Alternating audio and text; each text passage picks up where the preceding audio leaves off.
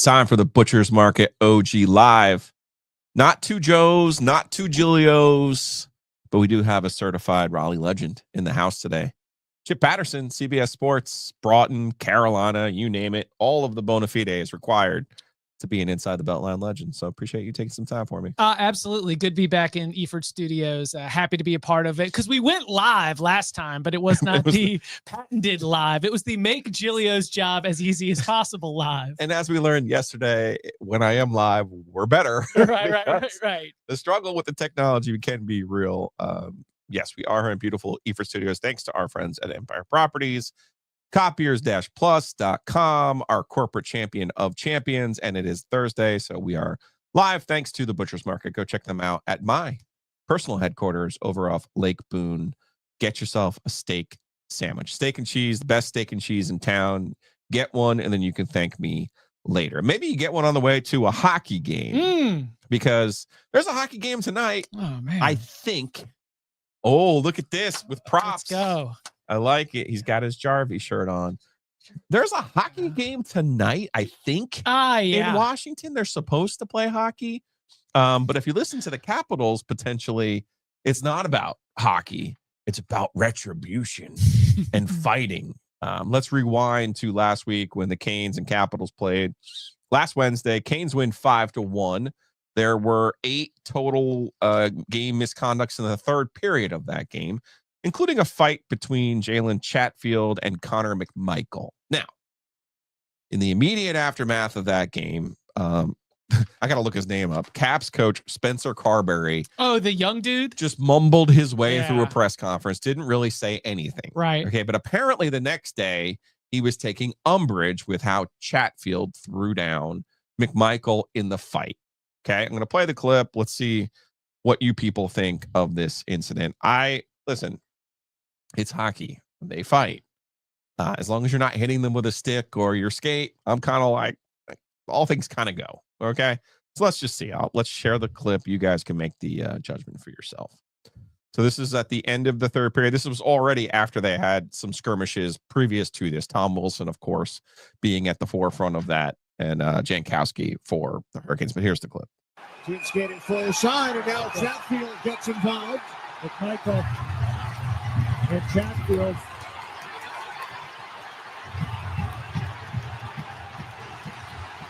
Their players without their helmets. McMichael hits the outside. So not a lot of punches there. They're really just kind of tied up, and then you figure Chatfield gets a little frustrated, throws him down. The issue that Carberry has, the coach, and the Capitals seemingly, because Rod has been asked about this pretty much all week and ended up calling the media morons for interpreting how this is going. And I think I found the morons he was specifically talking about. But I think basically Carberry's issue was he's thrown down without his helmet on. So the coach is trying to protect his player, as you would suspect. Right. That's where I was actually thinking that I would not be surprised if there was additional discipline. You know, just that the outrage, you mentioned head injuries. And look, not that I'm not in the position to be justified. I love being the big dumb Canes fan. In so many sports, I am asked to think about and know about the entire league. I am the opposite in hockey. I know about the Canes. I know about the guys who used to play on the Canes. And I've learned over the course of, my fandom that like a few different coaches and a few different teams, obviously your division rivals, teams you meet in the playoffs. Like when Mikko Rantanen got traded, I was like, people say this is a big deal. I don't know. I haven't seen the guy. He plays at the 10 o'clock puck drops. So I wasn't rooting for Jalen Chatfield to get additional penalties from the league. But if it came, I was like, okay, I understand why it is. And it's because of the lack of helmet and, whatever rules would have been there. Again, was not rooting for it, but I thought that if league reacted to outrage from a place like Washington, I was like, yeah, that's kind of how it goes sometimes. This wasn't a drunken stepfather dropping a kid on their head, though. Like, you're fighting, you got thrown down. Agree. Not on his head. He should probably be stronger. And not on his head. Like, that's the part I'm not understanding here. So we're going to get to... So the Canes win that game. They clinch a playoff spot. The Canes have not been good since then. And quite frankly, their want to and care has been less than less because they're already locked into their spot. They're locked into a first-round series with the New Jersey Devils. Like, that's already set. And Eric Holla. It was written in stone at the beginning of the year. I could have told you this. Don't we also have Steph Nason over there too? Potentially. Yeah. See, I'm not in playoff mode yet. I just know Holla's there. Right. Okay, so now I'll learn about the Devils once we start getting into playoff mode. 3 games, though. They've lost 5-3 to Detroit. They lost 5-1 to Boston. They lost 3-0 to Buffalo. So the Canes, I think I have some right here. The Canes have put a stamp on the rest of this regular season. I think that's fair to say. However, tonight, it's a bank slip. However, tonight, it seems like it has been circled, at least by the Capitals, who've been in the same kind of malaise, if you will. They're locked in, and they're going to be playing, and they know what's going on, too. This is the thing about tonight's game that is probably the most interesting to me, because as soon as I saw everything that happened with Ovechkin's goal up at the island, and as soon as I saw the celebration videos of him going to his favorite restaurant, listening to his favorite song, which apparently is Juicy J's Bands-A-Maker Dance, receiving 2 beers on walking in, you know what I did is I was like, oh, I cannot wait to fade the Caps the next time they play, which is tonight against the Carolina Hurricanes. Like, this being not only getting back at after the way that it ended with, 142 collective penalty minutes by the time the game was done. Not only are you reigniting that spark, it's also the first time that they're back in action since they had the entire celebration. What kind of hangover? What kind of revenge? I mean, we have everything and absolutely nothing in play all going on up in DC tonight. If you know anything about Rod Brind'Amour, he is the definition of the task at hand. Right. Everything is about the process. Everything is about the next step, and everything is about what's in front of you. Okay. So there is very few things in this world, maybe besides a Twinkie and a beer, that he dislikes more than when people ask him about things that had just happened. Right. Like, great, Joe. I'm going on to the next thing. Okay. So this incident from Chatfield throwing McMichael down has kind of followed and lingered, and Rod's been asked about it. And he gave us the comment about, if you think that's something that hasn't happened, you're a moron. Then you're a moron. Well, who could he possibly be talking about? Let's see. There's only so many people nationally talk about hockey. Let's see if I found them. Said on Amazon Coast to Coast, like, the best part of the NHL is with the fighting is we're able to police it ourselves. Oh, yeah. You got Thuggy Dylan McElrath, coming in warm-ups or during the game. He's going to be wanting. And Chatfield, he seems like an honest player. He's going to have to answer the bell, and it's going to be must-watch TV on Thursday. I would, if I was Chatfield, whoever it was, I'd say, let's get it over with and just boom, settle the score right off the hop of the draw. Some people might say McElrath and Chatfield aren't exactly in the same weight class. But neither is McMichael. He fought McMichael. I hear you. And I hear you. It does bring up a bigger question for Carolina. And I don't know what Tom Wilson was saying on the bench, but it was quite obvious he was saying to Aho, who's going to protect you? Who is going to protect you? He just kept saying it. Who's going to protect you? I don't know, because they have Tom Wilson. I don't know who's going to protect him from him. And they have McElrath, as Keith brought up, who's a heavyweight, a full-blown heavyweight. Carolina, you look down the lineup, fast team. They've played great since Rantanen's gone, but who is there?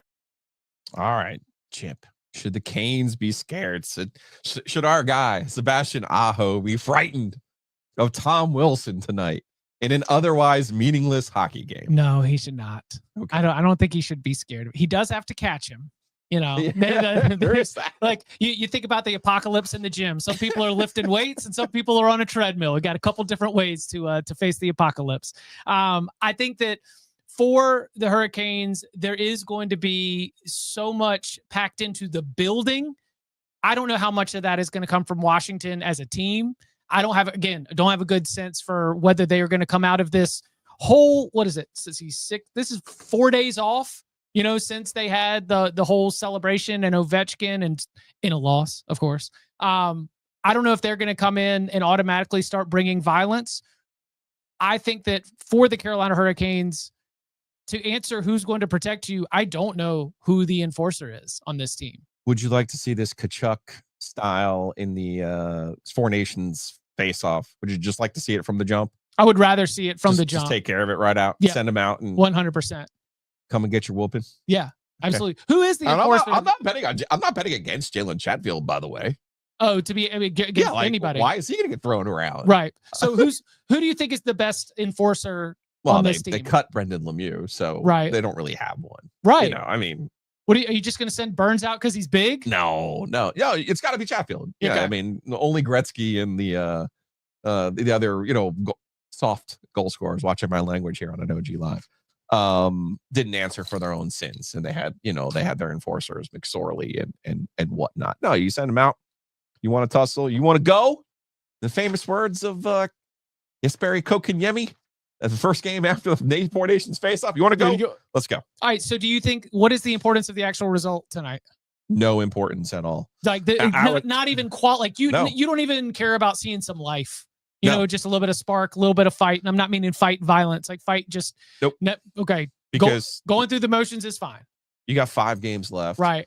Again, you're already locked into that second seed. You already know you're playing the Devils. Like Rod Brindamore's entire goal from here until game 83 is to have the most healthy lineup as he possibly could have. That's it. And to your point about celebrations, and wouldn't surprise me if the Capitals didn't play or flat. Some guys. I was 100% thinking that they will be flat in this game whenever it comes. It could also be one of those, game 4 of the preseasons where you're like, let's just, if you want to fight, fine, we'll fight now, and then we'll get it over with. We'll serve some penalties. Man, Tom Wilson and Jankowski. I was talking the day after. I had never seen someone just continuously yap. Actually, it was Dowd who was yapping at Jankowski, just going on and on and on. And I was like, what? Like something happened there. Part of me wishes I was at this game. Maybe we'll catch up with Jankowski before the playoffs and just be like, why was this guy so fucking mad at you? Like, I still don't understand. Like, well, the whole bench, he wasn't the only one. This was before the Chatfield fight. Which, like, again, just to layer on some other pieces of this, which are probably obvious or had already been digested, but they put that game. I was watching it on Bally's. I'm watching the local feed. They put that game on the national broadcast because they thought they were going to get some Ovechkin, which means the whole country got to watch the way that the Carolina Hurricanes won that game, and then of course the craziness at the end. So, like, curse or don't, no shit, it's going to be blown out of proportion. That was the largest audience that the Carolina Hurricanes have had for a regular season game, the largest audience that they're going to have. So there is going to be a little bit of that over the top reaction, especially from those outside the area. Housekeeping. Speaking of hockey, we're going to have our hockey happy hour at Crank Arm Brewing. On Tuesday, 5 o'clock, Sarah Sivian will be there joining us. We're going to have a good time. Have some drinks. We'll hang out. We're doing our thing. Crank Arm Brewing, downtown. They got great beer. Oh, yeah. Do we need anything else? We got Civ. We got hockey. We got beer. And it's tax day, so we can celebrate and have a few drinks at the Crank Arm. So have you been back? It is a random Tuesday. Have you been back to the Crank Arm for an event since? Not since the OG summer bash. Summer Jam. Summer Jam. That was a big one for Joe, right? It was not really. There's a lot of details. There's a lot of blank spots from that day. I mean, I was getting after it too. Yes. I was like, the stars were aligned. I was at Crank Arm drinking tequila. Like you've got a lot of great beers to choose, and I was drinking tequila. It was just a hot summer day, and that felt refreshing. You're putting me in a spot here. Now, speaking of birthdays, we have our OG birthday bash. That is May 1st. May 1st. It's a Thursday. We'll be in downtown Garner at Shady's. The proprietor and owner of Shady's is Josh Whitaker, our corporate champion, Josh Whitaker. Whitaker and Hamer, WH.lawyer for all of your legal needs. Again, hit them up. If they're smart enough, Chip, to have WH.lawyer, well, they're smart enough to help you with all of your legal needs. Speaking of help, man, that credit card debt is not going to solve itself. And the issue here is the rate, my credit card rate, 22, 23. I think one of them's like 27. Like, it's criminal that these rates are. You're like, well, Joe, this is what happens when you use credit cards. Well, there's a way out. Check out our friends at Miller Lending, millerlending.com/theog. millerlending.com/theog, or give them a call. My guy, Austin Herbert, carry high till I die. Wolfpack legend, 919-447-3377. All you got to do is tell them that the OG sent you. And here's what's going to happen. You're going to save money, pay off your debts, and they're they're going to have a gift for you from the Raleigh Wine Shop. So please check them out. It is Miller Lending, millerlending.com/theog. Maybe you're like Chip and you'd like to live somewhere closer downtown. Well, our friends at Hometown Realty can help you out. It's myhtr.com.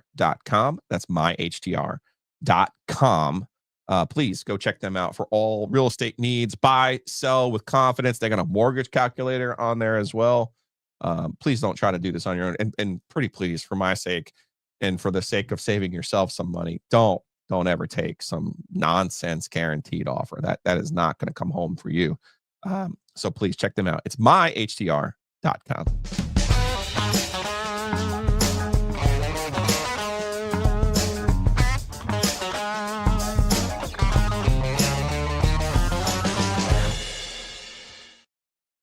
Kip, where does Masters Thursday fall on your sports calendar? Best sports days of the year? I think it's the 4th best Masters Day. Okay? Follow me. Number 1. Not with the water in my mouth. Yeah. You almost made me spit that out. Yeah, look, because I hear listen, I know the anticipation is there. I think within the context of the tournament, moving day Saturday afternoon is my 1. Final round is my 2. Cut sweats at the 85 to 95 player field where top 50 and ties make it. Your cut sweats, your T20 is still alive if you can make it to the weekend, but that T20 is dead on arrival if you get cut. It's fair. Cut sweats is my 3, and then 4 Thursday is my first one. Look, for a long time I was responsible for doing the Masters live blog at CBSSports.com. Wow. Which starts with like the honorary tee shots at the crack of dawn and is going to go through the day. And I probably am biased because of that, because I feel like the Thursday is just really, really long. So much anticipation, and it takes a long time to be able to get through it. Like, we've got Scotty playing really well in the early wave. We still have a lot of golf that is left to play to be able to continue to shake up what your picture is. I just think it takes a lot of time to get an idea of what's happening in the tournament. Friday, you've already gotten that first round. You understand who's sweating the cut, who's trying to, get a better bounce back or maintain. Moving day Saturday afternoon is just awesome. Like the thrill of watching someone go from. So you're just going backwards. You're going. Well, I'm taking you through because I said Saturday afternoon is my 1. Yeah. Dude, Saturday afternoon at the Masters is fantastic. How is Sunday not better? Because Sunday is a little bit more of, will they blow it or not? You are like actively rooting against someone, actively rooting for someone. Gen X of you to be like, what everyone else thinks, I'm going to do something. I'm going to make it just a little bit different. No, Saturday afternoon, better. You've got it goes later. It's the first one that goes later. So It's the first time you start to see like the sun setting, everything starting to close down. You've got someone who's going to post a number, like a real number, and put the moving day. The group that's coming up at the end might have stakes to win it, might not, and everything that's happened throughout the round at that point. So, yeah, I think Saturday afternoon is my 1. You're in that. This is the difference, though, between growing up in North Carolina and growing up in New Jersey. One of the true appeals of the Masters for people who in the North is that it's your first signal that spring is almost here. Right. Now, keep in mind, in April in New Jersey, my senior year of high school, we had more snow than Nome, Alaska. Dude, so it can be a little bit of a false hope. I was up in Connecticut at the beginning of the week. It was 38 degrees and rainy. It was miserable. when you turn that old TV on in the big brown box and you saw those colors, it was like, oh man. Oh, look at that paradise. Okay, so that's why I would say Thursday is higher up. I would go Sunday, Thursday, Saturday, Friday. Friday would be my last day. If you were like shoot one day from the Masters into the stars, take Friday. I think I've got more. I think I've got more Saturday afternoon watching the Masters with people experiences that I'm leaning on to. That watching moving day with friends is gonna happen on that Saturday afternoon. This is through a prism of like pre-gambling, though. Keep in mind that I'm giving you these days, not now. Thursday, of course, there's still first round leaders. Right. Now in these older stages here, it's a little bit juicier for us, and I want to get to the leaderboard here. But first, of course, our Masters coverage is brought to you by Roback today. Roback. You don't know me like that. Use our promo code OG20. You will save 20% off of your initial order. Again, that's OG20. Get the best golf shirts, hoodies.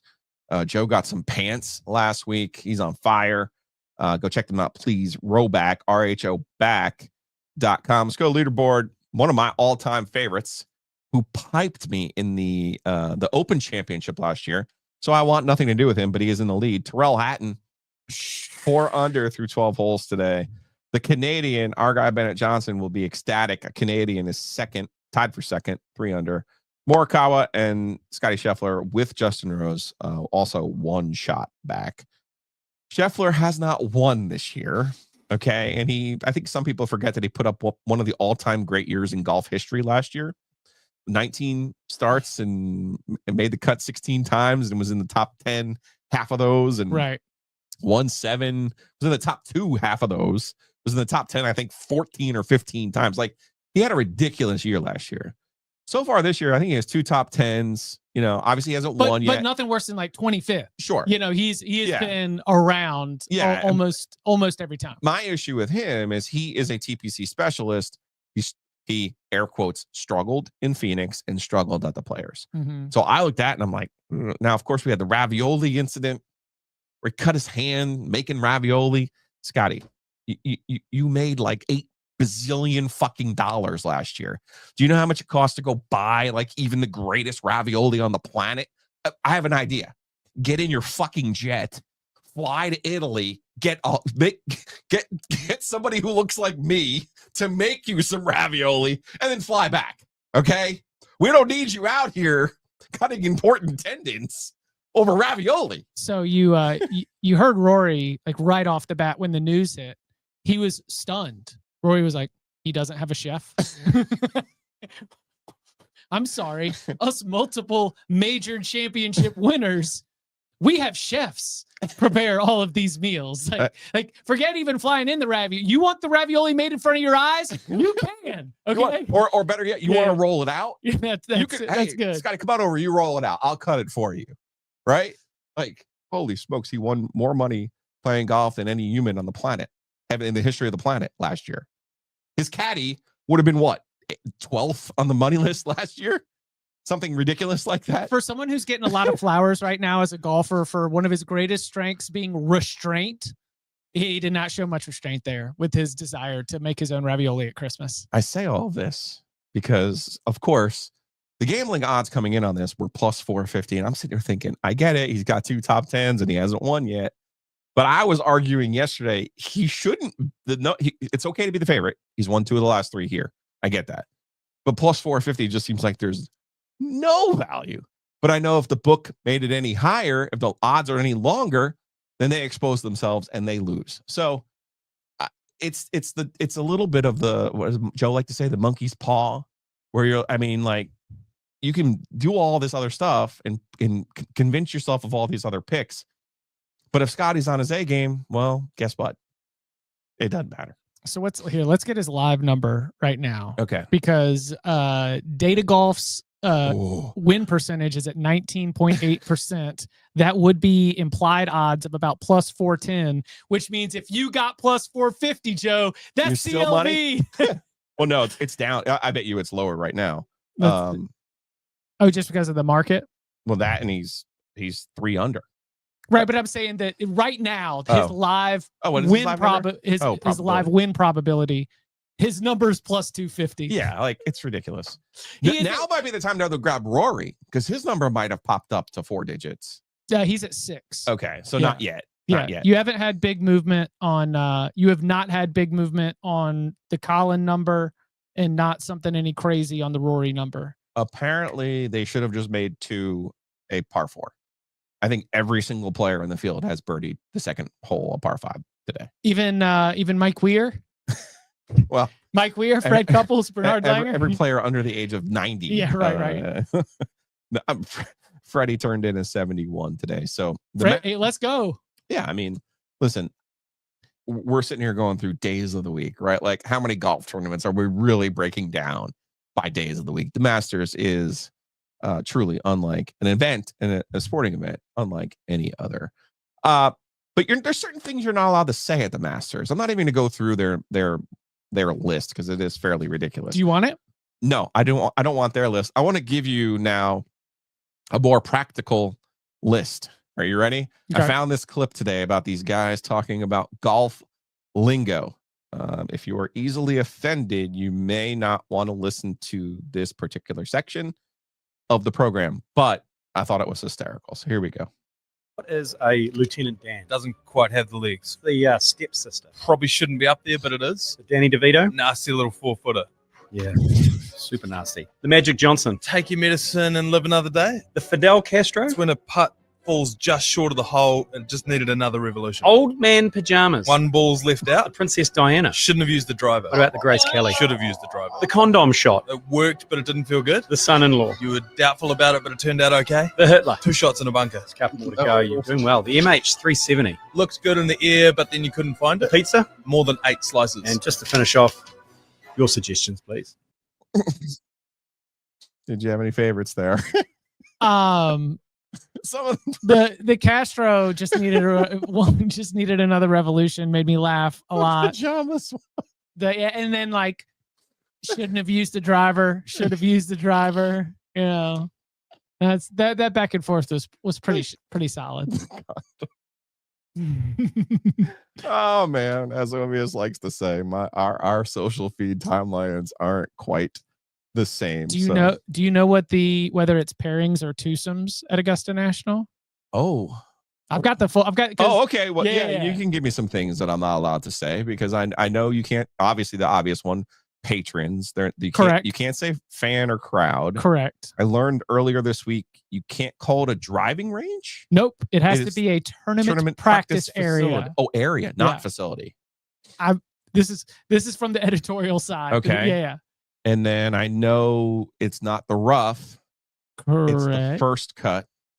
And then second cut or secondary cut. So the first cut is the longer grass that separates the short fairway grass from the second cut. Okay. So we go fairway, first cut, second cut. Okay. We just go in order then. Okay. Right. There's no negative connotation. Well, there is a negative connotation to rough. Correct. That's why they don't want you using it. Correct. Okay.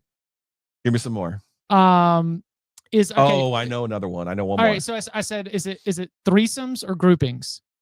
It's got to be groupings. It's groupings. Yeah. And then what is a twosome called? Pairings. Okay. Are they pine needles or pine straw? But a straw sounds dirty. What's the other? Needle implies drug use. Pine straw, not pine needles, many of which line the second cut. Is it a press building or a media center? Media center. It is a press building. Oh, not a media center. Oh, did they not let the TV in there? I don't know. This was another note. The use of patron dates back to the preference of Masters co-founder Clifford Roberts. And as I understand, all of this is because CBS and ESPN do not pay anything for the rights to broadcast the Masters. They just have to follow the rules of the Masters. I don't know that. That was on my socials today. Right. So it's like, oh, you can break the rules, all right, but guess what? There's only one condition for you to carry it. There was 2 conditions.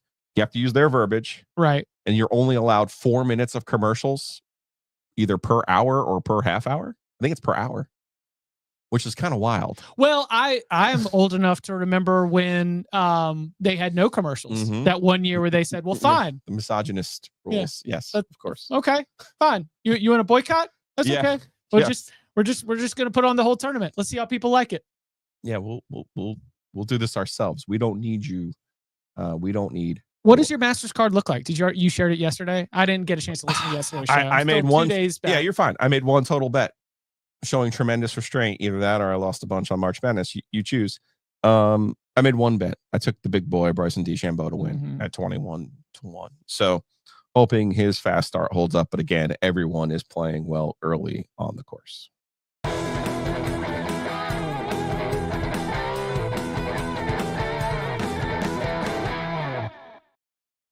Chip, I'm going to speak for you here. You know why I do this?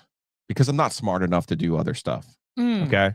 Our friends at Happy and Hale, geniuses. Right now, in the Smoky Hollow district, they have a shipping container, where they're serving lunch from 11 a.m. until they run out every day, Monday through Friday. $10 bowls. Whoa. There's a dog park down there. There's a pickleball court down there. Let's go. It's beautiful out. Go hang out, get yourself a bowl, enjoy Happy and Hale. And of course, you can enjoy Happy and Hale on the regular if you order on the app. Use the promo code OG25. Take a screen grab, email it to me, giglio.joe@gmail.com, and you can win. I always forget. Got to do it into my. You can win the Happy and Hale Executive Black Card. Again, just take that screenshot, email it to me, giglio.joe@gmail.com, and you could be a big winner. You know, when you make smart choices like going to Happy and Hale, you can reward yourself with 2 roosters. You like carrot cake, right? Got it. Let's see. Today is Thursday. Got it Tuesday afternoon. Our friend Hayes Permar IV does not like carrot cake. Heard that. I brought him a surprise. I bought him a treat last Thursday on this program. He was like, "No, I don't like carrot cake." I'm like, "This is a Mount Rushmore flavor. The chocolate chip carrot cake is a Mount." What did you think? I liked. How about this? I very, very much enjoyed that across. I got a cup, not a cone. I don't know how we feel on cups and cones. I got a cup too. Okay, but I got a cup, and it took me on a journey. I appreciated the inconsistency because it gave me a novel of flavor. Because I'd get a big hunk of that carrot cake. And then sometimes I'd be getting sort of the icing flavored ice cream with the chocolate chips together. The ripple. The ripple is this. That's I felt like I had 3 different flavors within one cup. Yeah. It was incredible. Yeah, that was the move. Person Street is my location. Yes. I picked up my boys from daycare. I went airport, daycare, 2 roosters, finally home after getting back from Connecticut doing Final Four duties up in the studio. So had to make 2 roosters the first thing I did with my children when I got back. Do you know what Jared has done since with the chocolate chip carrot cake? Since Tuesday? Tell me. Just as he did during Christmas with the chocolate chess pie, you can get a chocolate chip carrot cake. Exactly. Even Perm's got to try that.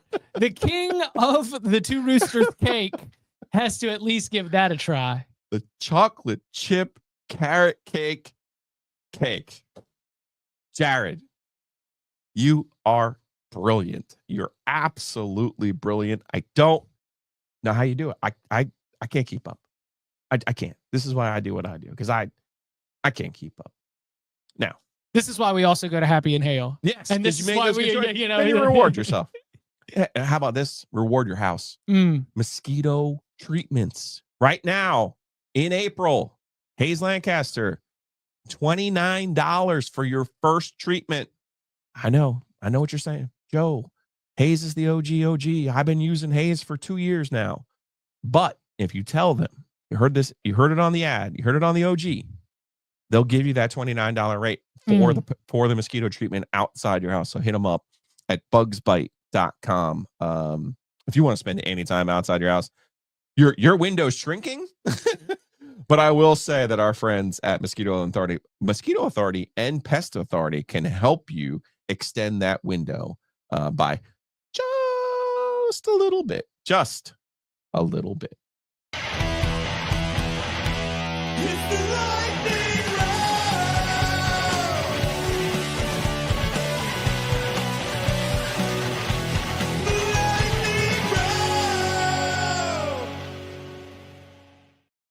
I don't know if you know this, Chip, but got a lot to get into today. Where would you like to start? You want basketball or basketball? Let's go. I'll put it this way. You want to have a serious basketball discussion for a second, or do you want to kind of like laugh, ha ha, funny basketball? Let's do laugh, ha ha, funny, then take it serious. Okay. Because then I think we've also got pivots out too. Okay. All right. Then we'll get out of here. All right. We're sharing the screen right now. We are going to laugh, ha ha, very funny. So, after when the NCAA tournament, the locker rooms are open. Mm-hmm. Okay. So they obviously Florida's celebrating their national championship. The last thing they're probably thinking about is what they're doing for class. And of course, Luke May showed up in his business, 704 class after beating Kentucky famously. I get it. But here we are. I don't think that's the plan Florida had for this week. First class back. I'm all online. All my classes are online. I'm all online. I'm good. I don't have to go to class. I can just party for a week. I still got to decide if I want to go back. I'm sure it's a Rising Seas class. What are you learning about Rising Seas, man? What's your first class back? Class? No. Today's Monday. I don't got no class on Wednesdays. Tomorrow's Tuesday. Tuesday now. Wait, what? What school do I have? I have bio too. Oh, what are you learning? I don't know. I've been to bio in about 2 weeks. English 101. Actually, have a stats exam. Honestly, bro, I'm a grad student. I already got my degree. I ain't going to class. I enjoyed all of that. Now, the one thing that did throw me off, because I don't know if you've ever been in a professional celebratory locker room before. Not a professional. Not diminishing your career here. Right. Well, I mean, up at college sports. Yeah, so for sure. Obviously, in the pros, they drink after they win something. Right. And so you would expect them to be kind of loopy a little bit. And I'm watching this video and I'm like, they seem like they've been drinking. Mm-hmm. But last year is when they kind of started doing the water. And I was in the state locker room in DC, and they had like the water bottles lined up and they had the goggles on. And I'm like, the goggles are for champagne because it hurts when it gets in your eyes and water doesn't, right? Like these kids bop celebrations are like, so at first I'm like, oh yeah, they're asking them these questions and they're drunk, but that's not the case. Micah Hanlogden, one of the contributors there, he was the one who said, I don't know if I'm going back. I don't know if I'm going back. Lake Norman's own Micah Hanlogden at that point, by the way. A lot. Hey, you know what else? A lot of these players are transfers. Yeah. 100% could see a lot of these players who transferred in and started at FAU and Belmont and Iona. They haven't exactly been coming up through the campus world, because I don't know about you, Joe, but by the time I got to my third or fourth year, or AKA by the time I started to be like 20 or 21, I wasn't kicking it at the undergraduate library anymore. You're not kind of around campus anymore. You've got your own world. I'm not tut-tutting them. I have a 20-year-old. Okay. I know the educational system since the pandemic is broken. Okay. Like my son got to school, and in school, in very first semester, he had 2 classes that were online. Just another student. He's not, at ECU making ECU money. Okay. So if they're giving normal students online classes, I can only imagine that your star quarterback, your star whoever, hasn't seen the inside of a classroom ever. Okay. That's just the reality of where we are with the education system. But it did right make, now. You mentioned the Luke May thing. It did make me think about great moments in University of North Carolina academics. Okay. Right. Are you familiar with air power or sea power? Air power or sea power? Yes. I am not. See, I went to state. I believe that these were in the history department. They were military history classes. And I believe the professor had some amount of bona fides, either as a historian with expertise or maybe with military expertise himself. Not Julian Narangaro. No. Okay. It is not like the full auditorium, but it was the mid-sized auditorium. No attendance taken. Very high expertise of the information that's given. The information remained the same for years upon years upon years upon years, to the point where the air power and sea power curriculum was largely understood. Okay. And could be I'm going to say passed down from generation to generation or accessed. class to class. And so air power and sea power just became one of those classes where you go in there and it's a who's who of characters. It's a who's who. And I do not remember at the University of North Carolina, it wasn't just athletes. Mm-hmm. There were frat dogs in that those classes too. Okay. Yes. Anybody who had a pick-a-prof account all of a sudden started figuring out where all the A's were getting stacked up. And so you would go there. Air power and sea power sounded like Micah Hanlogden saying rising seas, a class where you study rising seas. I also took so many geology classes because I heard it was called Rocks for Jocks. Yeah. And true, one of them did involve colored pencils as one of the required items that you need for it. I could see that in a sedimentary. You got to put the different layers. I was in there on a first day of class for one of them. I'd done 101, 105, 107. And the professor gets up there and it's 101, 103, 105, 107, 109. If you've taken any one of these classes, this class doesn't count for anything you need to get out. And I realized I was I've taken 3 of those classes. Oh, no. And so my GPA boost in geology classes unfortunately did not count as much as I needed them towards my graduation credits. Great experiences in academics at the University of North Carolina. We've got a lot to get to. It's a lightning round. All right, let's get to a more serious basketball topic. Okay, there we go. Okay. I didn't want to go serious and then into something. Yeah. And not a bad way, just a kind of an Econ 101 way. Right. Okay. The House settlement is going to be approved any day now, right? I mean, they're still kind of going through it. And I know some of your colleagues cover that. And I've seen some of it from USA Today as well. But ultimately, the structure of revenue sharing is coming to college sports. Correct. Okay. The House settlement, it's a person's name. It's not the House of Representatives. It's House. His name is Grant House, and of all things, he was a swimmer at Arizona State. At least with the O'Bannon case, we knew Ed O'Bannon. We knew him. He showed up on a video game. He did the Brad Pitt or whoever it was, Leonardo DiCaprio. Once upon a time in Hollywood. Whoa, wait a second, that's me. Yes, so the House settlement is going to come very quickly or slowly, however you want to put it. Colleges are going to have to share the revenue that they have right now from media deals and their tickets, right? There's going to be a cap, though, at $20 million. So let's do some basic math here. Let's work from a baseline here. And these are all from my own conversations with coaches, ADs, agents, whatnot, right? I was told that the minimum payroll in the SEC this year in basketball was $3 million. Minimum. Okay. Minimum. South Carolina, LSU. Minimum. Yeah. At minimum, the schools were spending $3 million on their basketball roster this year. Okay.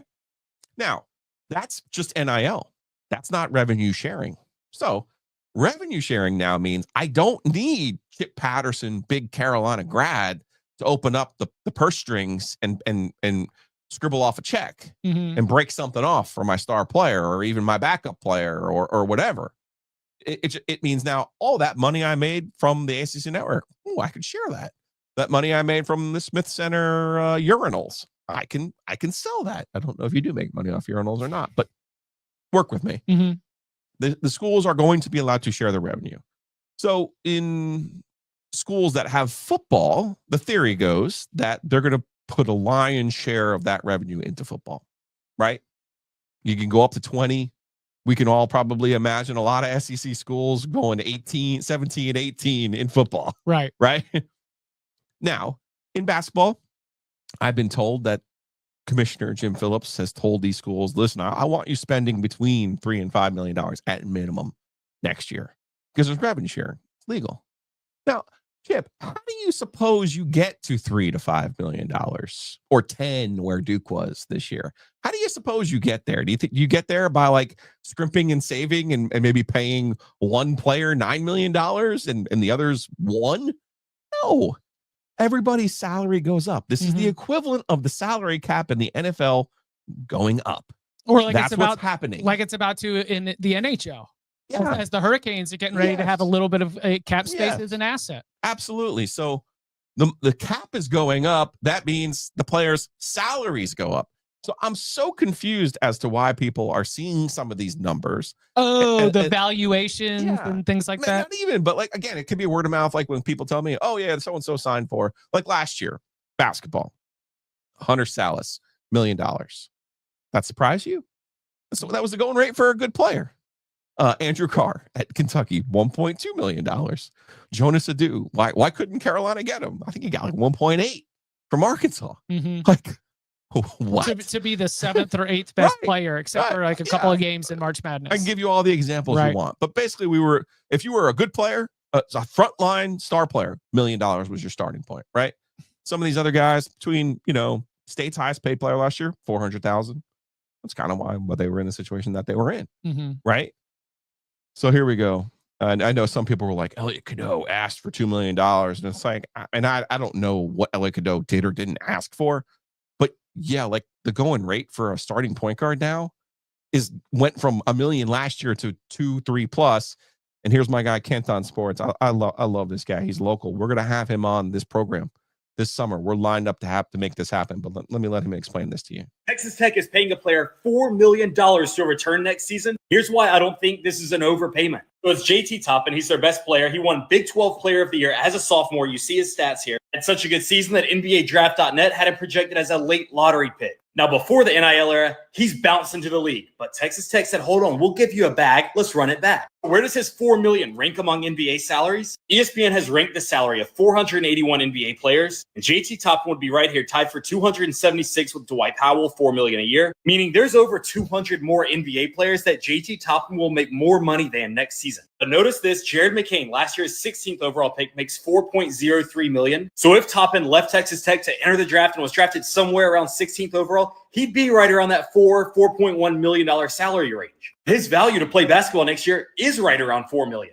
How was Texas Tech able to pay that? Well, they've got a secret weapon named Cody Campbell. Former Texas Tech football player, has some energy money, recently sold his company for over $4 billion. He recently donated $25 million to Texas Tech. Those pockets run deep. He was going to make right at $4 million in the NBA next year. Why not open up those pockets and make sure he returns to Lubbock, Texas? Hopefully we see more of this in college basketball, where guys stick around, develop their game more, and become household names for the average fan before they head off to the NBA.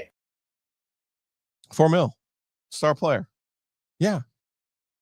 That's the going rate now. Okay, so here we go. got a lot to get into this. Okay, let's start peeling it back. Okay, do you know the ACC tie for Cody Campbell, the Texas Tech Mega Booster? No. So he is just cashed out by selling his energy company for billions, and he has decided that Texas Tech football and basketball are going to be awesome. He sold this profitable and successful energy company to an SMU booster. The plot thickens. Oh, baby. Okay. Smooth got that money on them. Great. We've never doubted SMU's ability, but I wanted to give you the ACC tie there for Cody Campbell. Number 2, this is a super interesting preview into why revenue sharing and like old rules can still be the old rules, where if one person wants to come in and totally change, like the fact that the floor is going up, there still is no ceiling when we think about NIL dropped on top of it. Part of it. Like I'm so sorry. Everybody is going to be having a cap for what the university can give, but you still are going to be having NIL on top of that. And even if they get strict with one individual third-party company trying to assess the fair market value of NIL deals, good luck, Deloitte. Some 26-year-old in Chicago in a quilted vest is going to be flooded with every single NCAA NIL deal and having to plug it into their Excel spreadsheet to do fair market value. Well, if they start getting some pushback on that, Cody Campbell, he still knows the old ways of being able to deliver money and make things happen. Texas Tech right now is feasting. They went hard on the transfer portal in football. Stanford, David Bailey, the one player on Stanford's team that would actually go to the NFL, he's like hits the portal right away. He's going to Texas Tech. I mean, it's just the basketball team. What do you need, JT Toppin? Whatever it is, cool. We're cutting this check. The want to in the revenue sharing era, just like it did in the 80s and the 90s and the 2000s and the 2010s, it will always be able to overcome whatever sort of like salary cap type world they're trying to create. I'm I'm very excited to see if this works here with Texas Tech. So $4 million, the NBA connections and drawing them and showing like that's fine and all, but the Big 12 Defensive Player of the Year is $4 million because Cody Campbell is willing to pay the Big 12 Defensive Player of the Year $4 million. Final thought here. I'm going pro. Oh, what now?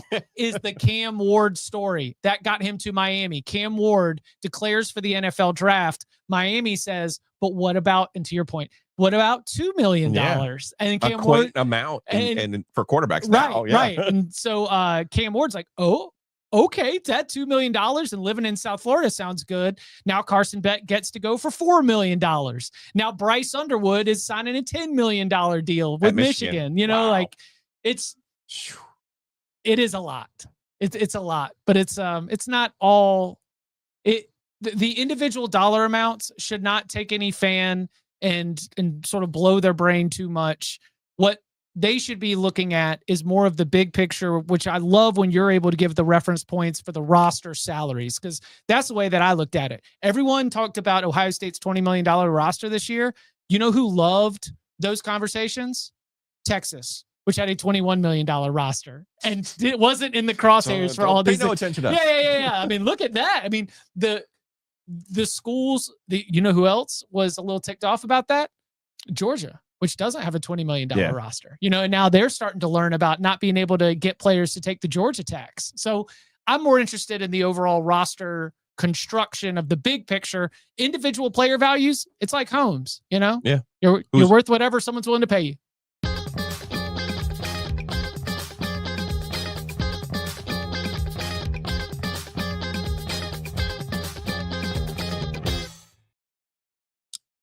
Chip, did you ever work with a consultant before on the radio and or your show side? Yes.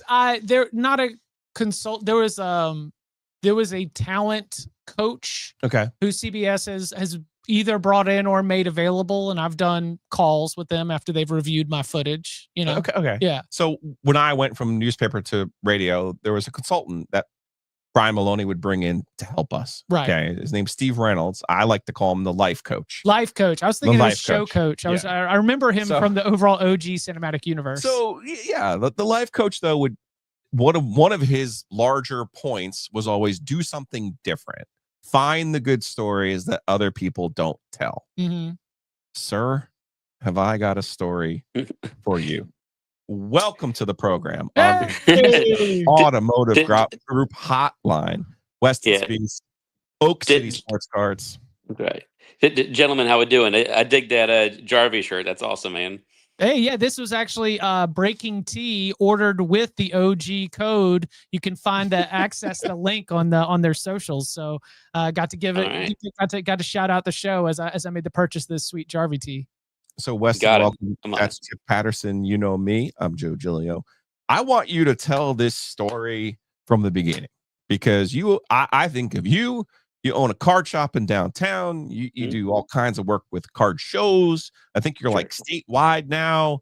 You are the guy to go to. You want to get a card graded. You want to get the best value for your card. You go to Oak City Cards. Okay. That's right. This is not a card that you have purchased. You've purchased something much, much bigger. Yeah, I mean, I've got goosebumps. Thanks for having me on, guys. But yeah, this happened about 2 years ago. I was just scrolling. It wasn't feeling too well. My wife Katie was out with some friends, and I was like looking at a sports card auction, Golden Auctions. They have like a Netflix documentary. Actually, I think it's had 2 or 3 seasons now. But I was just on there, and I was like, okay, like this baseball card, just looking highest to lowest, and there's 6-figure items, and like going through it, and then like on one of the last pages, they had like a scooter, and I looked at it, and I was like, oh, that's cool. It's like the Dumb and Dumber replica scooter, and I was like, that's kind of neat. And I look into it, and like my eyes get huge because it's the actual scooter from the fucking movie, and I was just like, dear God, I need to explain to Katie why this is a need in my life, not a want, and what I'll do to get this thing, what I'll do. So I literally made a 20-minute presentation to her why this is a good investment, why it will bring me joy, and she likes to see me happy. She's a very supportive wife, and actually, it went back and forth, and I called around and did tons and tons of research and wound up bringing it home for sure. So I poke around the neighborhood in it sometimes, but yeah, it was a dream come true. I about cried whenever I got it. So I was thrilled to land it. Can you imagine seeing Weston with a PowerPoint presentation? No, chugging down the street on the oh yeah, and someone being like, that looks familiar to me. Yeah, right. I would love for people to stop you and be like, yeah, man, this is the real one. Yeah, no, I called Raleigh police. I was like, do we need to get this registered? And they just laughed. They're like, honestly, if we saw you, we just want a picture with it and like just send you on your way. So now this was a couple years ago that you actually bought the scooter. So it's been 2 years and I got it. And like, I don't think, I think it fell somewhat flat in the auction, although it's more than I paid for a lot of vehicles myself. But I do think it definitely underperformed in the auction. The Golden isn't necessarily, a movie prop, outlet in my opinion. So I was happy to scoop it up at what I thought was a very good value. But long-term plans was like, just kind of poke around, have some fun with it. And I was like, I wonder if I could get like Jeff Daniels on there with me one day, or if he could sign it. And so I called around because I received it. It had like a flat tire. It hadn't run in who knows how long. So I called like all the local dealerships in Harley and stuff. They're like, yeah, we don't work on those kind of bikes until I found the right guy to work on. He's like, are you serious? He's like, I quote that movie every day. He's like, it would be an honor. Please bring that up. So I brought it up there, and they're just like, oh man, this is so cool. And there's all these like very expensive bikes all around, and they dropped it off there. I said, take your time with it. I know you get more important things. Like, no, this is right up there. So they call me in a couple of weeks. I go and pick it up and like write down like the original bell that rings and stuff. So it was awesome. I mean, it was cool to land it and started riding around with my, at the time, 3-year-old son Luca on it. So it was a lot of fun for sure. And you can call me man child, whatever, but I mean it's more than any card that I've ever owned for sure. And so how did you end up tracking down Jeff Daniels? So I was on his website, and he is a very good like folk singer, like very good storyteller. So just on jeffdaniels.com, I reached out to his publicist a couple times, no luck. And he doesn't tour all that often. And like 2 years ago, he was in Amsterdam. Last year, he was in Michigan. And I said, told Katie, I was like, if he's within like a 400-mile radius, like I'm packing this thing up and I'm gonna shoot my shot. She's like, all right, if that ever happens. And so I'm looking on a site like every 2 months or so, and I see in January that he's gonna be in Alexandria, Virginia. And I'm like, I'm gonna scoop these tickets. I'm gonna go up there. This is feasible. I'm gonna do it. I rented a van, all this. And luckily there was a Chantilly had a card show that weekend, and I had a little deal arranged anyway, so I could justify the little business expense heading up there. So Holden, my employee and friend, met me there. He met me at the venue. He's like, so what's your plan? I was just like, I'm just gonna will it into existence, and this thing's gonna happen. He's like, I don't know, man. And then I was like, I've told some friends, told some family, and I'm not taking no for an answer. So again, I reached out to the venue and I was like, hey, what's my best shot? They're like, I don't know if like he'll want to do that. I was like, you're crazy. Of course he'll want to do this. So it's literally, the show starts at 7:30. I have no idea what to expect, but I know that it's going to happen. And I tell Holden, I was like, hey, pick up some poster board and some Sharpies. He's like, wow, you really thought this through. So we're in the parking lot just making signs like, picture with Hog or reunite with the scooter and stuff. And like, I don't know anything about the venue. So we get in there, and it's like a AARP meeting. There's like probably 400 tables of nothing but 80-year-old bingo like players, eating country fried steak. And I'm just like, this is not the venue like I anticipated, because I thought I'd hold up the poster board and like he'd see it and all that. But it was like, you sit down, everyone's sitting down, and we sat across from a very corpulent couple, and it was right stage left, and so he walked right by us, and I guess he was like special guest. He wasn't in the feature, so it starts right at 7:30 and walks right by us. I'm like, all right, like this is gonna happen. And Holden's like, so what's your plan? I was like, I don't know, probably just like holler something to him, like, hey, I got the scooter if you want to meet up. And he's like, terrible idea. And I was just like, I don't know, man. And then so he has a couple Dumb and Dumber references throughout the thing, and then I was just like, well, let's just get him on the way out. Like I'll hold up the sign, and then we'll get him backstage or something. And he's like, all right, that's a better idea. So, he's like, this is my last song. And I'm like, elbow and holding, like, here it is. Here it's going to happen. And he hold up the signs and he walks right by us, doesn't even acknowledge us. And I'm like, huh, that did not go according to plan. Like, I'm, went from 98% down to like 1% at this point. So I'm like scurrying. I'm like looking for anyone with a staff shirt on. And Holden's like, what do you want me to do? I was like, well, go to the van, get the scooter out, and like we'll just try and catch him. Like, let me see what I can do here. They're like, fine. So there's a little bar out in the entranceway, and I was just like, is there a manager on duty? They're like, no, he left early. And there's a bartender sitting there, and it's like, hey, I got the scooter. He's like, what do you mean? I was like, and I told him, he's like, holy shit, that's awesome.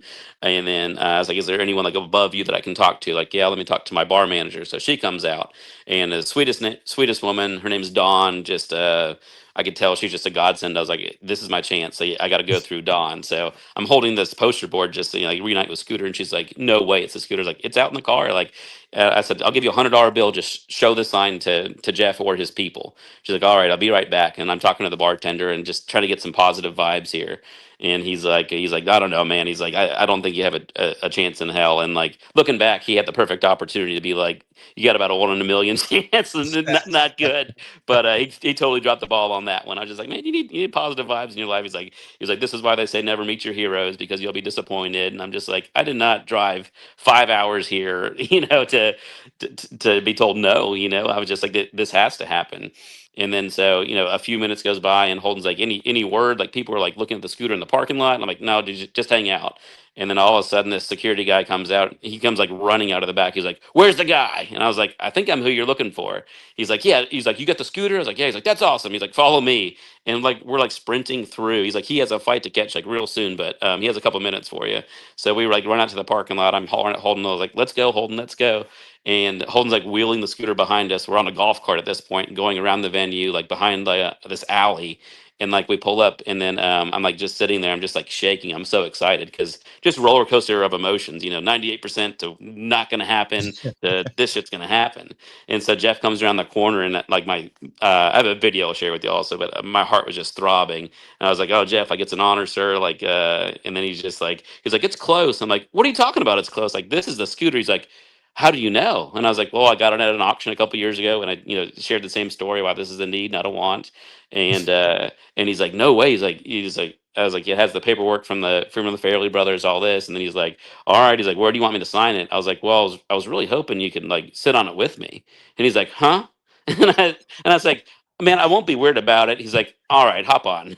so I'm sitting there, I'm like ringing the bell, and there's the picture for those watching online. There's me and Look Jeff. at your face. Oh, dude, my face hurt. My face was in pain for more than 24 hours. I mean, like because I just like rode up there for the concert. So after the concert, I left and drove 5 hours home. So yeah, I was just sharing the story all the way home with college buddies and my family, and just absolutely thrilled. And I asked him, I was like, "Did you ever get to drive this, or was it just Jim?" He's like, "You know what? It was only Jim." And I was like, "Well, this is your opportunity." And I was like, "You haven't seen this thing in 30 years." He's like, "No." So I'll be forever grateful for Don and Jeff for taking a couple minutes out of his busy day. But I mean, hopefully, it brought him some joy, and it brought me worlds of joy. I mean, again, I almost teared up, and so that's one step closer to Jim Carrey. And after I immediately FaceTime Katie, and she's just like, "You're done meeting famous people at this point." And I'm just like, "No, I got to give Jim there's one more." Yeah, one more because you actually got him to sign it. Yeah, I'm at least sure he left room here for one. That's right. Yeah, so I'm at least halfway home there. But yeah, he did his in a tough autograph. I didn't realize he doesn't sign all that much. But I mean, I'm thrilled he took the time to do it. And like I'm just like you talk about all the NIL money and stuff like that. There's plenty of people with millions of dollars. And talking to a good buddy of mine here recently, he's like, I think this could be a $1 million item one day. I was like, I wouldn't sell it for any amount of money at this point, just because I love it and it brings me so much joy. So that was actually my next question. Like, you going to tell me how much you paid for it? Sure. So I paid $16,000 without Yeah, without the bike. And then what's funny is the guy that worked on it, who has all these expensive motorbikes and stuff. He called me. He's like, I know the answer is no, but I have a client that'll pay 50,000 cash for it. And I was just like, I have no interest. 1650 Weston. No, come on. What's that? No, I mean that's we're looking at now we're looking at it being $1 million item. I mean, I just think that, I mean, like, I know it's not like Wizard of Oz slippers, but that went for 33 million. I mean, there's just so much money. I mean, like $1 million is not a lot of money for so many people. And again, like I'd be slippers went for 33 million. Yeah. 33 million in the last year or so. And there's just like, there's other movie props bringing, and I'm definitely biased, but I think it's one of the best movie props from the 90s. Yeah. See, the thing that I love about this, Weston, and the reason Fiction suitcase, maybe. I think the reason why Jeff Daniels agreed to it, why Dawn helped you out, is because the relentlessness and perseverance was the entire energy of Lloyd and Harry. Yes. You know, right. All the perseverance, willing to overcome all of the setbacks, never giving up. Like that is big Lloyd and Harry energy. And I think everybody just saw it was meant to be. It was in the stars. You got to find Mary Swanson somehow, right? Yeah, that's right. Samsonite. I knew the start of the nest though, but I mean, I'm just like been floating ever since, and then like just I haven't like posted on social or anything. I just like it did this for me, and we'll post it eventually here. But I'm just enjoying the ride right now. But it's been so fun, and actually I learned that someone else had recreated the bike and took that same trip from Nebraska to Aspen, and it took like 3 days, and like they said that it has no shock, so it's just like the backs are just dying after a little bit, but it does really get like right at 70 miles to the gallon. So I mean that was like very, very accurate. So but pretty cool. But it was it's a lot of fun, guys. So what is the plan to get Jim Carrey? I love that you're celebrating this win, but in the back of your head, there's got to be a plan right now, right? Definitely. I have questions for you. Yeah, definitely. I know that Jeff is still in touch with him, so I mean, I don't know, what the next play is. Jeff did have on like a Detroit Tigers vest, and asked him whose favorite, Tiger was. He said Al Kaline. Says I don't know how I'm going to do it, but I'll get you something of Kaline. Yeah. So I'll do that and see. But I mean, like Jim Carrey's like still around, and I get like he's a much harder, but I'll have to cast a much wider net to get to him, and I'm fine hopping on a plane, doing whatever it takes.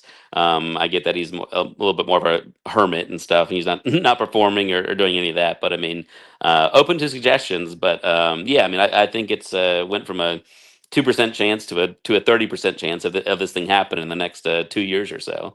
But but I shared it with one of my good friends, Dr. Clark Morris, dentist. Check him out; he's in Raleigh as well for pediatric dentist. Okay, you could drop a dentist in there. Yeah, pediatric dentist, Dr. Clark Morris. But he actually, I sent him that picture on Sunday. He's like, "Oh my God, you made it happen." I was like, "That's right." And then he's like, "What's weird is I had a dream about you last night, and you gave a speech about." He said it was like 2 life lessons, but one of them was perseverance and never giving up. So just like, how weird is that? You know what I mean? So, and he didn't know that I was going up there then. But yeah, I mean, just a few lessons there. But yeah, definitely roller coaster of emotions, and one of the best nights for me. I have 2 questions for you. One is personal, one is business. Which one would you like first? I'll take the personal. Personal. You mentioned that your son's name is Luka, and I already know that you've tracked down Luka Doncic before and given him special sneakers for his own. I think he had a daughter, right? That's true. Yes. So how are you processing the deal? I know you're a Luka fan more than a Mavs fan, but how did you how did you process the deal for Luka from Dallas to the Lakers? A lot better than my son did, because literally that week of the trade, I had told him, because he likes purple teams as well for football. So he likes the Vikings, he likes the Ravens, and I had told him literally that 2 days before the trade, I was like, that's what's cool with sports, is you can follow, hopefully your players stay with your team forever, and like when you're 14, he was 4 at the time. It's like Lamar will probably be with the Ravens, and Luke will be playing with the Mavericks. And then I told him, I was like, hey, I got some news for you. Like I woke him up, I'm still like crying at this point. He's like, what happened, Daddy? I was like, the Lakers or the Mavericks traded Lakers. He's like, why? And I was like, I can't answer that. And then they said, does this mean the Lakers are going to be better and the Mavericks going to be worse? I was like, well, yeah. And he's like, well, aren't the Lakers purple? And I said, yeah. And he said, There you can I have go. oatmeal? He said, can I have oatmeal? And I said, yeah. So he moved on a lot faster than I did. But yeah. As you know, I like to bet on Lucas. I already took the Lakers Celtics exacta, so that's on the phone. Hopefully, I like it. We I like close it. that deal this time. Hopefully, we close that one. Right. And last one, business wise. Last time we talked, Fanatics was kind of taking over the industry. How has that gone, or has it gone? Have we got some clarity on cards now? When can I get my rookie cards the right way? I feel like everything's splintered off, and I'm over here with my Wemby card going, what do I have the right one? Obviously not, but I think a lot of things are still up in the air with Fanatics and everything, and they're just like a powerhouse. And I know they're out. You know, they say they're out for the hobby and they want to do that, but I mean, they can just, I don't know. I fear that they want to do everything underneath one roof.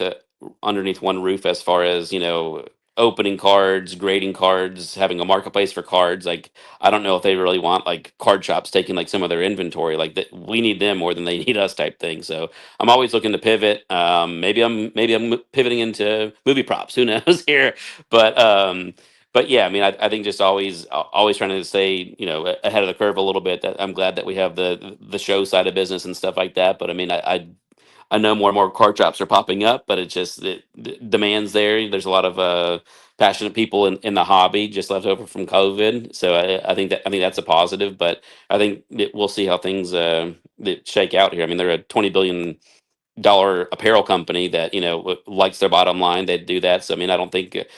I hope I'm wrong, but I'm a realist in that, you know, we'll see what happens. But I mean, I love vintage. I love, you know, the sure thing and buying collections aggressively. But I mean, it's you know, to say that I'm not like fearful of the future, it would be a lie. Hit them up, oakcitycards.com. Oak City's right downtown. Great spot off of Glenwood. Weston, that's a great story. The life coach is very proud of me right now for bringing the people this story. Congrats to you too. Not just for the prop, but, you know, the story, right? Oh yeah, for sure. Yeah, check back in 2 years. We'll get Jim on there one day. It'll happen. I just love the text I got, whatever day it was. Do I have a story for you? It's like 6:30 in the morning. I'm like, I know he's sleeping, but I shared that with you originally, and you're just like, I don't. That's it. But yeah, I mean, I knew you would appreciate it, and excited to share with both of you for sure. We'll be good, Weston. Great to catch up. All right, I'll talk soon. See you. That was Weston Spees, Oak City Sports Cards. What a great story. The life coach couldn't be any more proud of me right now if he tried. That was on the Heister Automotive Group hotline, Chip. Did you know you could sell your car to the Heister Automotive Group? Inspections. They do inspections. Oil changes. It's so funny. Bennett Johnson was on the gambling podcast yesterday. He goes, you have this very strange knack for finding things with your corporate champions that they probably don't want promoted. It's like, it's a $20 inspection. It's in the Giglio Hall of Fame with the hot dogs at the butcher's market. Yeah. Or what do you like at Sam Jones? The sides. Not the barbecue at the barbecue place. On the sides, guys. So more importantly now, my 20-year-old bought his car from the Heister Automotive Group. Joe's oldest bought his car from the Heister Automotive Group. Give him a price. Give him an idea what your budget is. They'll find it for you. HeisterAuto.com.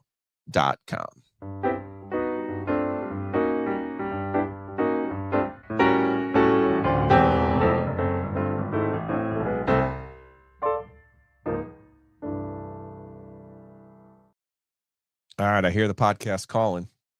Good, we love you, Seattle. Trying to get Jonathan. Jonathan Rams supposed to be on the program today, but I gave him a Canes Hockey Club. We're gonna keep on skating down in West Raleighwood. It's coming soon to this program right here. As you know, I am the brains. The brains behind. I am the Lennon to his McCartney. Yeah. So we're working on that. I'm gonna get to your. Well, let's do the comments first. Okay. Number one, we before the show even started, we had a comment about can you please have Chip? Hey, let's get it from Steven. Hey Joe, can we get Chip's way too early prediction on how the triangle football seasons will go? Which one you want to start with? You want to start with? Let's start with Duke. Let's start with Duke. You have a number for me for Duke? I do. Okay. So right now, or at least when I wrote this article for CBSSports.com back in late March, we were looking at a win total of 6.5, heavy juiced over. 6.5 for Duke. For Duke. Okay. I would be inclined to take the over. And that's where you're going to be. I would not hand over at minus 162, for 4 months. Right. You'd rather put it in a savings account. But I think what it speaks to is that even after you replace Malik Murphy, you put in Darian Mensah, but really more importantly, you lose a lot of other pieces, especially on the defensive side of the ball. But when you're looking at this schedule, they do have to play against Illinois, probably a top 5 team in the Big Ten. Sneaky. But that game is at home. I think that's still probably a loss. Other than that, Elon at Tulane and then at UConn. So Tulane, they have their quarterback. Tulane, they have that quarterback, institutional knowledge, little Darian Mensah revenge game. But I look at Virginia, Wake Forest, UConn, Elon. If you give them the Tulane game, and you start to get down to some of the coin flips, like an NC State, like a Georgia Tech, maybe like your Syracuse game. Yeah. Can you go 2-1 across those 3? I think so. And so if so, then you're looking at about a 7-5 season for Manny Diaz. 5-3 in conference play, 9 wins overall. Clearly. Made the most, maximized everything that was going to do. And here's the thing about Duke that I think is worth taking note of. In the ACC, it's not like a total Sabanization, but the ways that Jonathan Brewer, the Duke offensive coordinator, where did he come from? SMU, where he was with Rhett Lashley. Oh, okay. And Rhett Lashley was the offensive coordinator for Manny Diaz at Miami.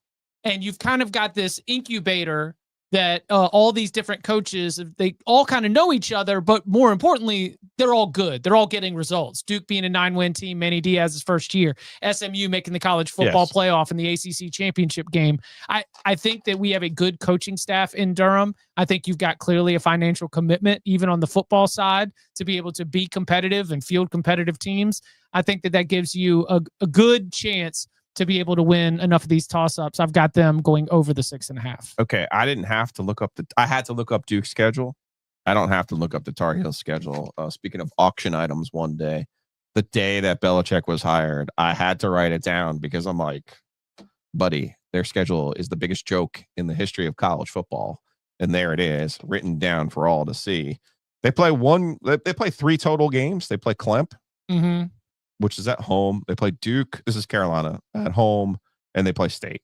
The rest of their schedule is trash. I need to prepare you then. Trash. TCU is going to win that football game on Monday night. No, they're not. Yes. No, they're not. TCU has a head coach who took that team to the national championship game, and their quarterback is a guy named Josh Hoover, who was very good. Was your specialty. Oh, look, Josh Hoover is really is. Yeah. Josh Hoover is a really good quarterback who got them. Like, TCU was looking dead. They had one of those seasons where they looked dead in the water and everyone starts to murmur about whether it's too soon to fire Sonny Dykes. Yeah.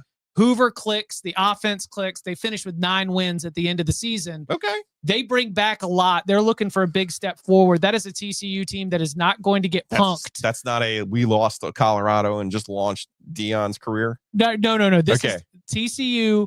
I think is going to win on that Monday night. But UCF on the road, that's the sneaky one because you're thinking, oh, it's UCF. Oh, Scott Frost is back at UCF. The roster is just gutted. Yeah. I think North Carolina wins that game. So in the Big 12 twofer, I think they go 1-1. Okay. But their number is 7.5, correct? Correct. Okay. I'm housing the over. Yes. I'll even take a modified alternate line of too much. 9.5. No. Carolina. Okay, that's a lot. Modified 9.5 for the value. Go for it, my man. Yeah. I'm saying they're gonna lose to Clemson because that's gonna be a fuck you, we're still Clemson game. Okay. That is the definition of Dabo putting his junk on the table for Belichick. Maybe they lose one of the Big 12 games, but do you have those games written in order? Because here's the I don't. I just have it chicken scratch before it was actually announced. The winnable games, the softest part of the schedule. Stanford, Virginia. It's in the back half. Wake. Syracuse, we're dealing with one of those scenarios where both in terms of the roster itself and the overall health of a team that probably doesn't have a lot of competitive depth. Like you need to take your L's, but get through it healthy, like get through the Clemson game so that then you can close. And so that's the kind of season we're looking at. I think 7.5, like you, is low. I would go over. Okay. Yeah. We're on the same page there. All right, let's get to the Wolfpack, because while you're down on your alma mater, I think this could be a real struggle of a year for Dave Doran. What's the number? 6.5? 6.5. I would house the under. Wow. I have confidence in 2 games for NC State next year. And 2 exactly. Virginia and Campbell. Oh. Those are the only 2 games that I would be willing to sit here on April 10th and tell you they will absolutely win. The rest of it, coin toss, 4-4, 6-6. Are you applying old rules for NC State at Wake Forest? No. Just okay. It's purely what I just said. I think there are 2 games that they are guaranteed to win. Okay. Mm-hmm. And then I do think the other 10 games, right? 10. I mean, that is how you get to 12. Yeah. Yes. I think the other 10 games are a coin toss. There's probably Notre Dame, they lost. Okay. Right. I'm doing this off the top of my head. All right. So you've got at Miami, they're going to lose. Yes. Miami and Notre Dame, they're going to lose. Miami and Notre Dame are going to lose. We get there. So it's you have the 2 wins, the 2 losses, then the other 8 games are a coin toss, 4-4, 6-6. I think that speaks to something else that is going to be interesting to go into prediction season for ACC football. There are 4 teams when I ran my first set of Chipolytics that are in like the top tier. There are 3 teams in the ACC. This is the ACC. Okay. 4 teams at the top tier, 3 teams at the bottom. Then, I shit you not, 10 teams were on a neutral field. No one would be more than a 6.5 or 7-point favorite against anybody else. Okay. So we've got this like bloated middle, 10 teams that are going to decide between who's got 8 wins, who's got 7 wins, who's got 5 wins, who's got 6 wins. Like the amount of coin toss games that there are going to be in this conference this season. 10 teams, 6 points. Yeah. I mean, it is just going to come. It was like that last year, in my opinion. But that's because Florida State is playing down. Yeah. You know, that is because you also have some teams at the bottom part of that have been playing better. Because guess what? Fran Brown has showed us he's not messing around. You can't just say that you cannot bury Syracuse at the bottom of the conference. Brent Key with Haynes King back, Georgia Tech's not messing around. No. Like Jeff, I think they're going to be good. Jeff Collins had that program running so that it was a W on everybody's schedule, and that's not the case. But you do have, that's where Virginia, Wake Forest, Stanford. If they get good, that is going to be trouble for those teams in the middle, because those are W's that I think a lot of coaches are counting on. Before we get out of here on a cursing note, let's go through some of the comments this is from back the crank arm conversation. Giglio from Paul. Giglio was so blacked out at the summer bash he forgot that he met me that day. Facts. True. Yes, true. And then Paul and Ken, you're mad you got piped good. A lot of people pay good money for that service, sir. To which Ken says, there's something on the internet for everyone. Yes. And Lucy, someone who looks like me. Yeah, Luce, come on. You know what I'm talking about. All right, 5 minutes. We found out Giglio doesn't like to be piped and he's racist against himself. No, that's what I call offense. Yeah, that's an I can say that, you can't say that. Yeah, well, yeah. I can say it. Ken, what sort of knife was he using to make ravioli? Use a roller. And Paul, what does he hate more, being piped or have it in his ear? Paul and Ken, my goodness, you two, you are not on your P's and Q's today. All right. Yeah, Paul, getting back to the flagship University of Florida, ladies and gentlemen, explains a lot about the state. Yeah, there was definitely that. I took your comment and ran with it with the Cover 3 guys. We were saying Michigan's about the only other one, the only other school where you could imagine really, really getting it rolling in both at once. Yeah. Florida and Michigan. Yeah. Those are the only two ones. And different coaches, different ADs, different eras. But like UCLA is never going to be serious enough about football ever to where UCLA is going to be able to do it. North Carolina is probably not going to get to a point ever in football where they're going to be able to do it. Even among the university ofs, Virginia is never going to be serious enough about football to go and do it. Georgia's not going to care enough about basketball. Alabama thinks it can do both, but it can't do both. And right now, Auburn is finding out that they are a basketball school, and that is their pivot in the Yellowhammer State. You think?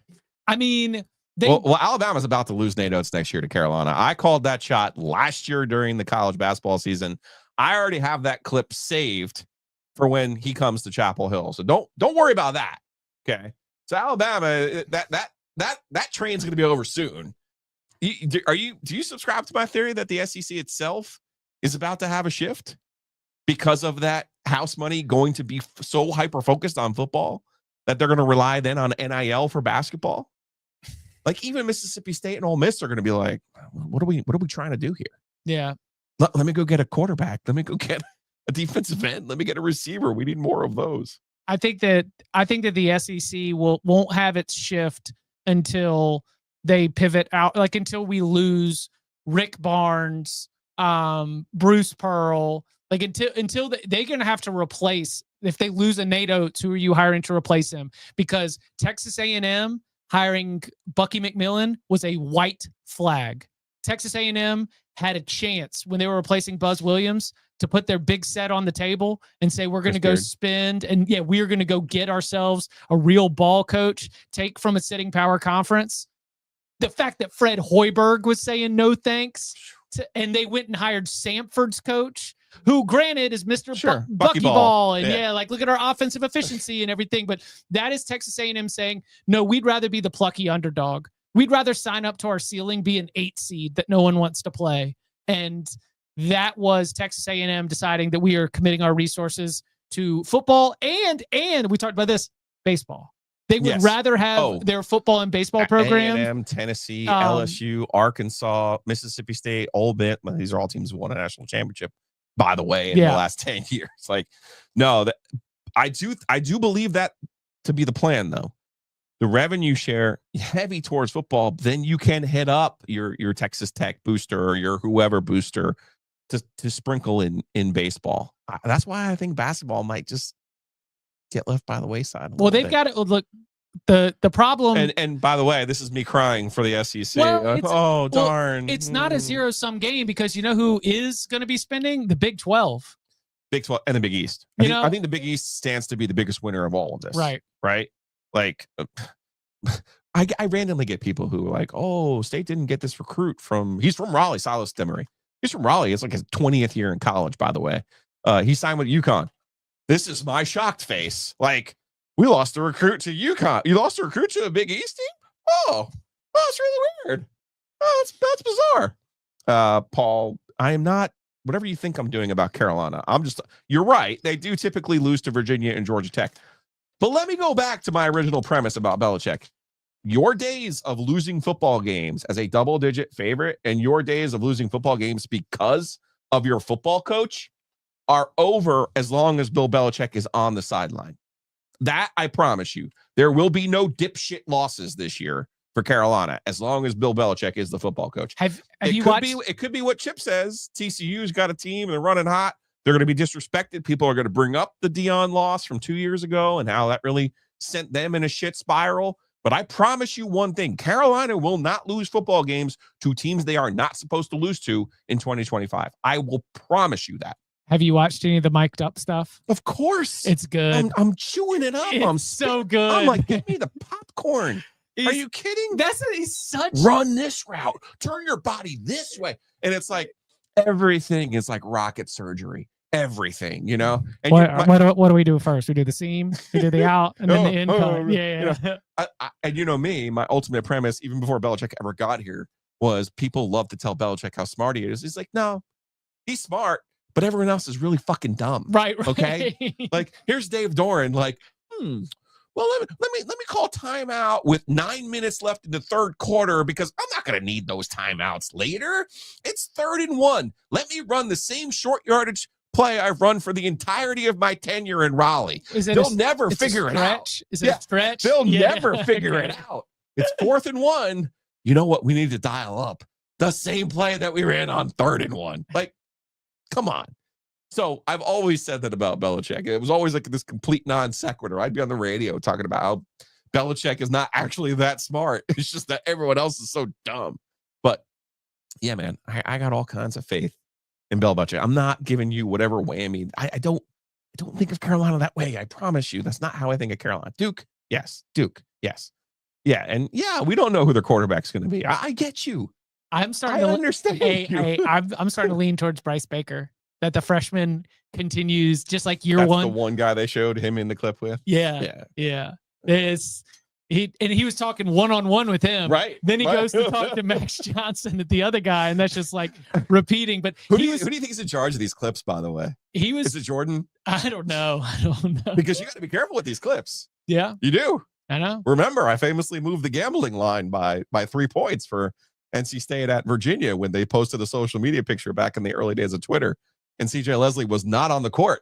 And I was like, whoa, CJ Leslie dinged up his shoulder last game and he's not warming up. Move the gambling line 3 points. That goes on the Giglio Hall of Fame plaque.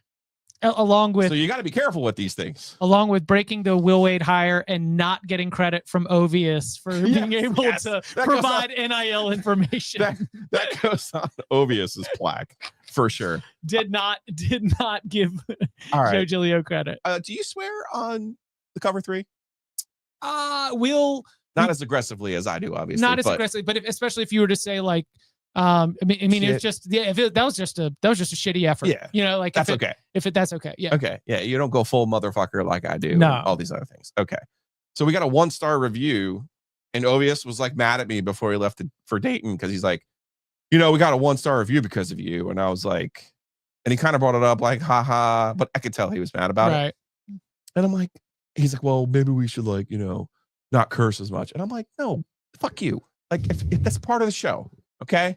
So of course my algorithm is something else, but I saw this today and I'm not from New York. I'm from New Jersey. My parents are from New York. My dad is from Queens. My mom is from Manhattan, but I saw this clip and I was like, this explains a lot and hopefully people will find the entertainment in this. If you're in a car right now with youths, now would be a good time to turn off your program. Say people from Brooklyn curse a lot, but they don't mean to. Certain words are adjectives to them. Like when I was going to college, I was in a history class with a friend of mine who was from Brooklyn, and a professor was talking about when Argentina attacked the Falkland Islands. So this guy's going, yo, professor, what Falkland Islands you talking about? So the professor's like, I don't think you want to say it. Go, hey, no, you don't understand. I asked you a question. I gotta know what Falkland Islands you're talking about. There's Falkland Islands all over the place. What am I supposed to put on a test for crying out loud? So the professor's like, look, there's only one Falkland Island. He's like, hey, moron. Hey, read my lips, all right? There's Falkland Islands all over the world. Look at the map. Look at it. See those little pieces of dirt floating around in the water? Do you know what they are? They're Falkland Islands. You got the Hawaiian Falkland Islands, the Bermuda Falkland Islands, the Caribbean Falkland Islands, and somewhere on there, you got Gilligan's Falkland Islands. Hey, a lot. He was talking about that little dirt. Why is he talking about Staten Island like that? That little piece of dirt floating around out there. I saw that pop up on my timeline and I was like, see, it's not me, man. It's not me. And it's not my fault. Chip Patterson, this has been a Butcher's Market OG Live. Thank you so much for changing your plans and getting here and helping me out. Let's have a rolling rock. 11 minutes. I was from door to door. Door to door. You were asking for Raleigh bona fides if anybody's still around. When you were able to hit a good time with a Raleigh travel, and I was 11 minutes door to door, out my door, walking in this door with parking. Good day. It's a big day. All right, guys. Appreciate y'all for being there for us. Again, you want to buy any of our new shirts. Also, if you bought from Bay 6, the shirts are in. The shirts are in. So if you did a pickup option, I went today, picked up my shirt.